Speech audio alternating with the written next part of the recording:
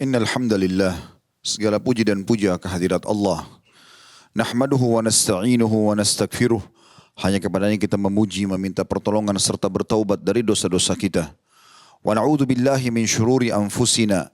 Dan hanya kepada Allah pula kita meminta agar dijauhkan dari keburukan-keburukan diri kita.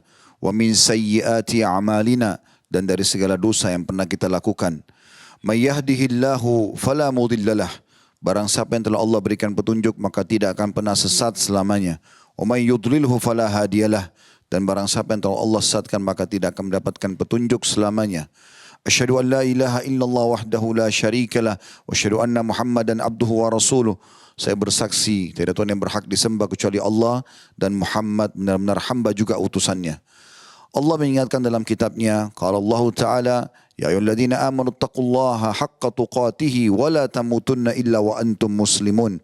Hai sekalian orang-orang yang beriman, tunduk dan patuhlah kepada satu-satunya pencipta segala sesuatunya yaitu Allah. Sebenar-benar patuh dan tunduk, dan janganlah kalian meninggal dunia kecuali dalam keadaan Islam. Di ayat yang lain juga Allah ingatkan, ya ayuhan nasu taqu rabbakumul ladzi khalaqakum min nafsin wahidah wa khalaqa minha zawjaha wa batha minhuma rijalan katsiran wa nisaa wattaqullaha alladzi tasaaluna bihi wal arham innallaha kana 'alaikum raqiba. Hai sekalian manusia, sekali lagi bertakwalah, hanya patuh dan tunduklah kepada Allah yang telah menciptakan kalian dari jiwa yang satu yaitu Adam alaihissalam, dan telah menciptakan dari jiwa yang satu istrinya Hawa alaihissalam, dan telah banyak memberikan keturunan laki-laki juga perempuan dari keduanya. Sekali lagi bertakwalah kepada Allah dan jagalah hubungan silaturahim. Sesungguhnya Allah senantiasa mengawasi kalian. Di ayat yang ketiga juga Allah mengingatkan, ya ayyuhalladzina amanu taqullaha wa qulu qawlan sadida yuslih lakum a'malakum wa yaghfir lakum dhunubakum wa man yuti'illaha wa rasulahu faqad faza fawzan 'azima. Hai sekalian orang-orang yang beriman, sekali lagi bertakwalah, hanya patuh dan tunduklah kepada Allah. Halal yang Dia halalkan dan haram yang Ia haramkan, yang boleh hanya yang Allah bolehkan dan yang tidak boleh yang Allah larang. Dan ucapkan kalimat yang benar, niscaya Dia akan memperbaiki amal-amal perbuatan kalian, mengampuni dosa-dosa kalian. Barang siapa yang mentaati Allah dan Rasulnya, dia telah mendapatkan kemenangan yang besar. Amma ba'd fa inna asdaqal hadithi kitabullah.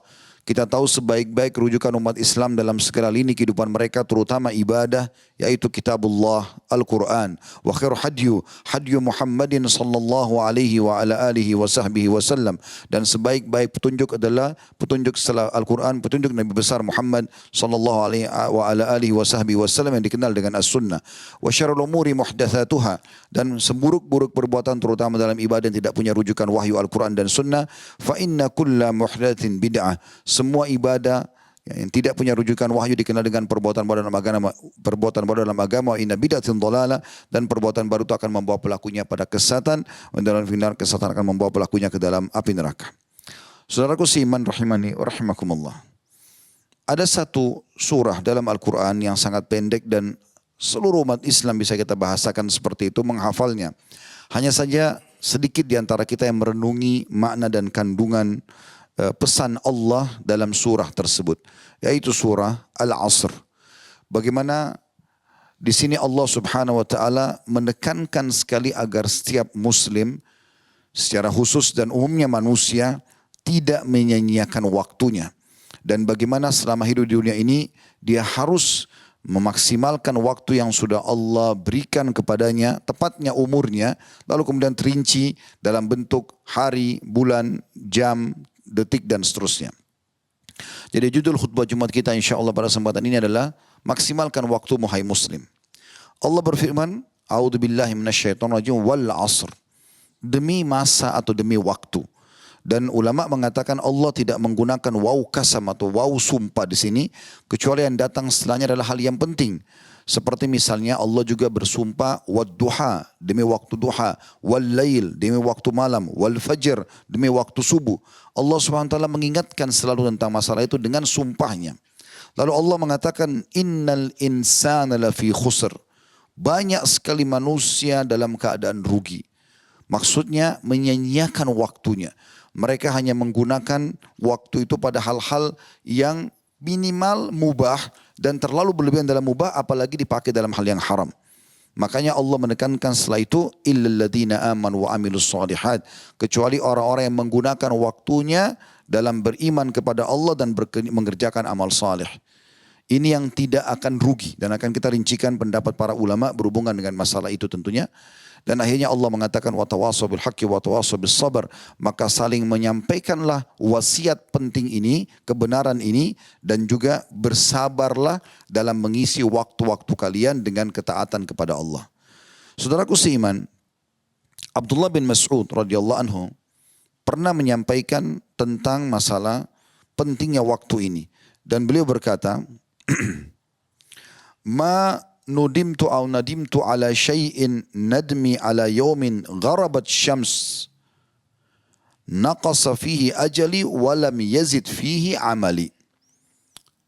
Artinya tidak ada yang pernah kusesali selain keadaan ketika matahari terbenam di hariku itu dan ajalku telah berkurang sehari namun amalanku tidak bertambah. Begitu juga Ibnu Qayyim rahimahullah berkata dengan statement yang menarik dalam masalah ini. Dia mengatakan, idha'atul waqti asyaddu minal maut.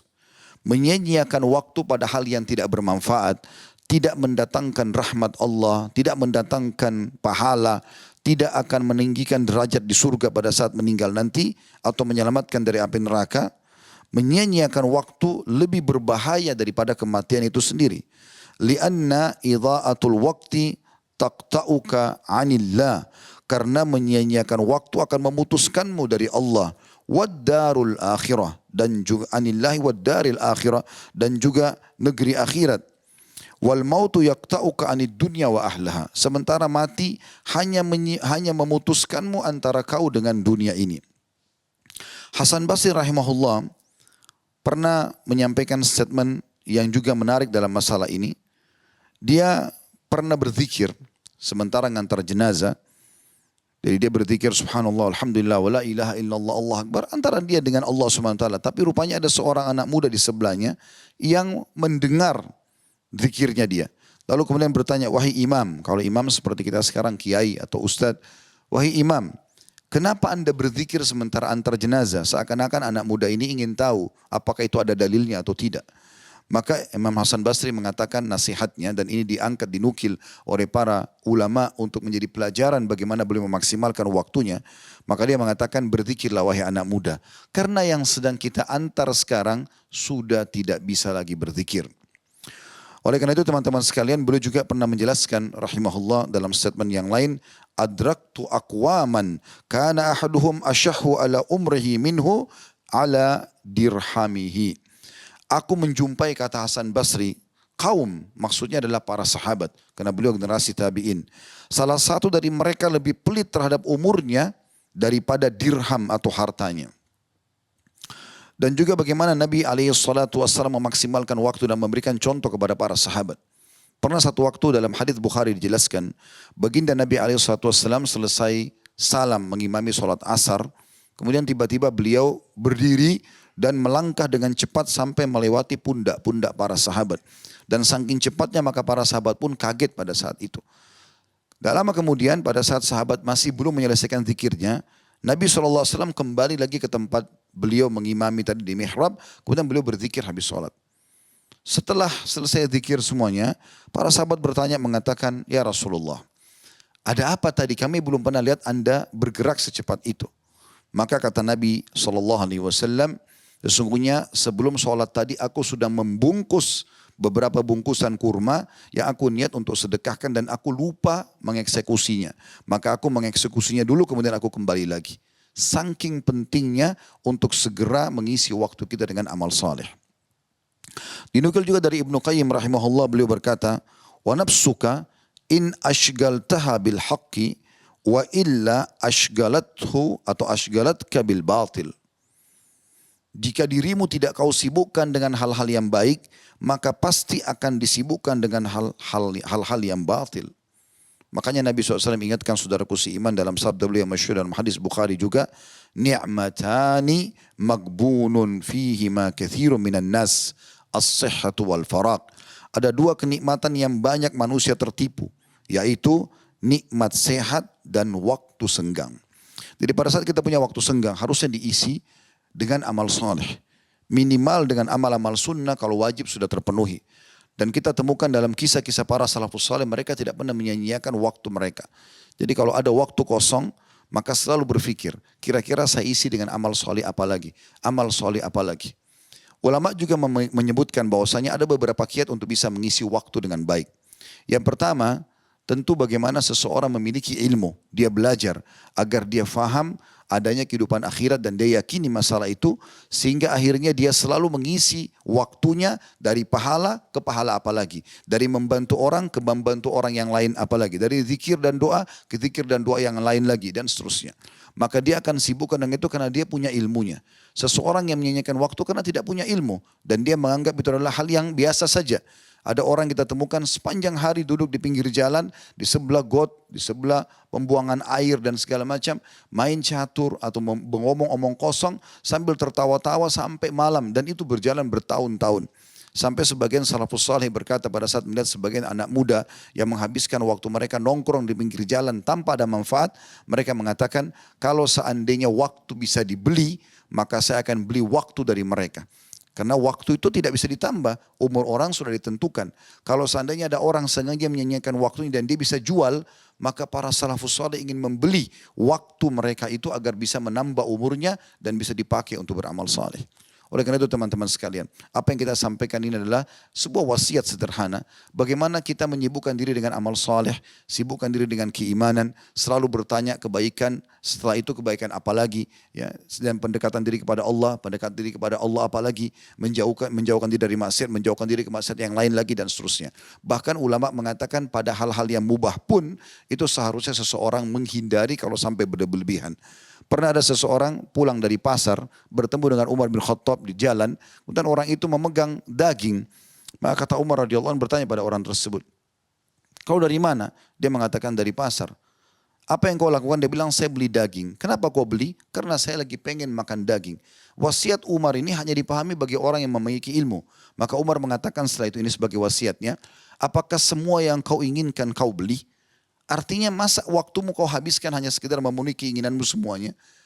Nah, di sini ada wasiat yang penting tentang masalah waktu. Artinya boleh kau makan daging, tapi jangan sampai hanya sibuk dengan itu saja. Ada orang sibuk dengan kuliner misalnya dari pagi sampai malam.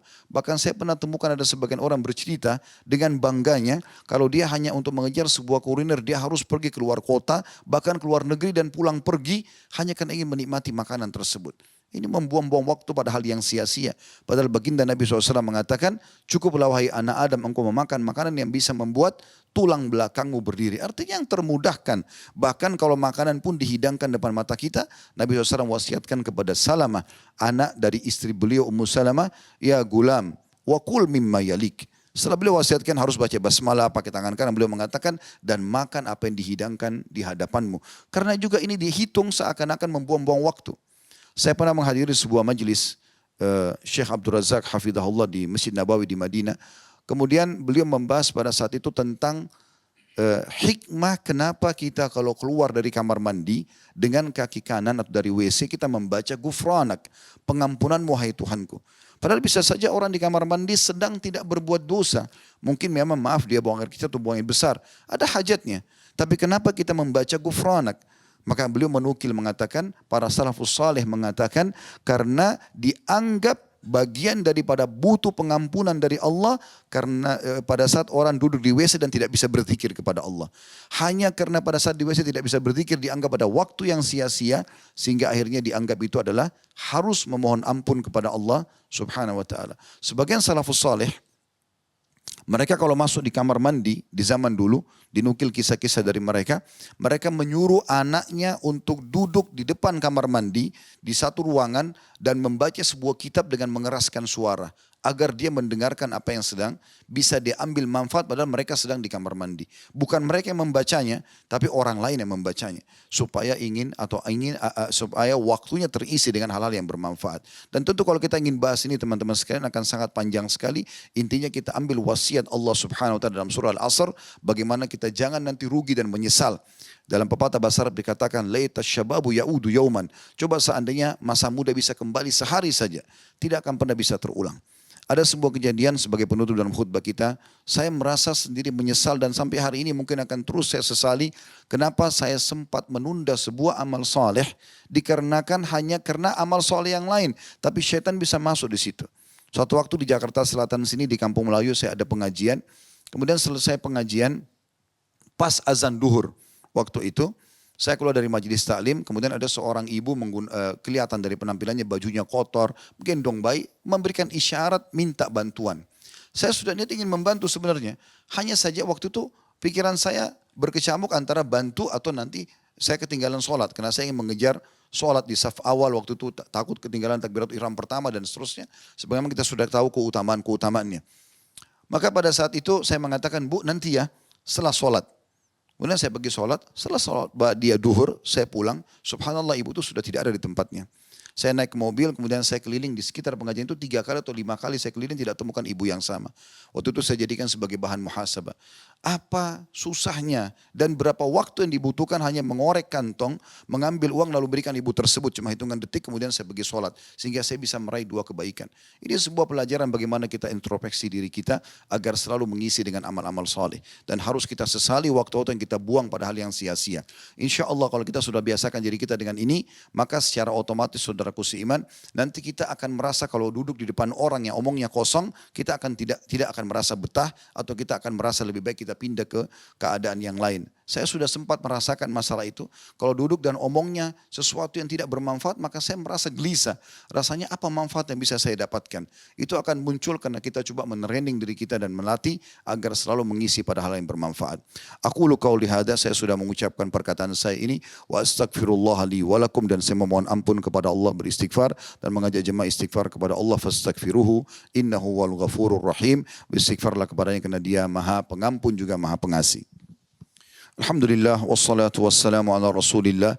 Segala puji dan puja kehadirat Allah subhanahu wa ta'ala, juga salawat dan taslim kepada Nabi besar Muhammad sallallahu alaihi wasallam. Hari Jumat adalah hari yang mulia saudaraku seiman, dan Allah menjanjikan ada waktu mustajab.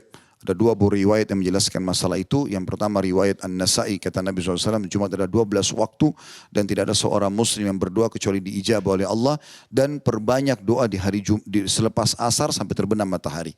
Riwayat Imam Muslim yang lain berbunyi, kata Nabi SAW, Jumat adalah hari yang mulia, tidak ada seorang muslim berdoa kecuali Allah ijabah, dan fokuslah pada saat khatib duduk di khutbah kedua sampai diiqamahkan solat. Oleh karena itu semua khatib yang memahami hadits ini pasti akan berdoa di khutbah kedua. Mari kita hadirkan fikiran hati kita untuk mengejar keutamaan berdoa dan waktu mustajab ini. Semoga Allah ijabah insyaAllah. Alhamdulillahirabbil alamin. Kami memuji Allah sebagai layak kau dipuji, sebagaimana layak kau dipuji sebagai pencipta.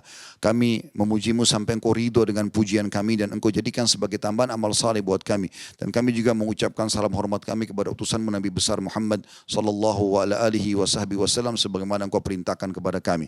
Ya Allah, kami tidak berkumpul sini kecuali karena ingin menjalankan salah satu dari perintahmu, yaitu mengerjakan sholat Jumat. Maka terimalah amal saleh ini dengan pahala yang sempurna, dan terimalah seluruh amal-amal saleh yang pernah kami kerjakan, yang sedang kami kerjakan, dan akan kami kerjakan sampai menjelang ajal datang nanti. Ya Allah, kami telah berlumuran dengan banyak kesalahan dan dosa, membuang-buang waktu mungkin pada hal-hal yang tidak engkau ridhoi. Maka maafkanlah semua kesalahan kami dan masukkan kami dalam firman-Mu, ulaika alladziina yubaddilullahu sayyi'atihim hasanat. Mereka adalah orang-orang yang Allah ganti dosa-dosa mereka menjadi pahala. Kami mohon kepada-Mu bukan hanya engkau maafkan dosa-dosa kami, tapi engkau ganti ya Allah menjadi pahala. Ya Allah, ampunilah seluruh muslimin dan muslimat, mukminin dan mukminat yang hidup dan juga yang sudah meninggal. Ya Allah, jadikanlah negeri kami negara yang aman, tentram, damai, seluruh umat Islam di bawah naungan ukhuwah Islamiyah, dan dalam hal ibadah mereka kembali kepada Al-Quran dan Sunnah. Dan siapapun yang menginginkan keburukan bagi negeri kami, bagi agama kami, bagi apapun yang berhubungan dengan keluarga kami dan harta kami, maka kembalikanlah tipu daya mereka kepada diri mereka sendiri. Rabbana atina fid dunya hasanah wa fil akhirati hasanah wa qina adzabannar. Ya Allah, berikanlah kami seluruh kebaikan di dunia dan seluruh kebaikan di akhirat, dan jauhkanlah kami dari siksa api neraka. Wa sallallahu nabiyana Muhammadin walhamdulillahi rabbil alamin. Inna Allah ya'muru bil adli wal ihsan. Sungguhnya Allah selalu memerintahkan kita berbuat keadilan dan kebaikan. Wa yanha 'anil fahsya'i wal munkari wal baghi. Dan Allah larang perbuatan mungkar, perbuatan keji dan juga pelanggaran-pelanggaran. Ya'idzukum la'allakum tadhakkarun. Itu peringatan dari Allah, maka jadikan sebagai prinsip hidup kalian. Fadhkurullahal 'azima yadhkurkum. Ingatlah selalu kepada Allah, Allah akan ingat kepada kalian. Washkuruhu 'ala ni'ami yazidkum. Syukuri nikmatnya, dia pasti akan tambah. Wa la dzikrullahi akbar. Mengingat Allah adalah amal yang paling besar. Wa aqimis shalah, dan dirikanlah salat.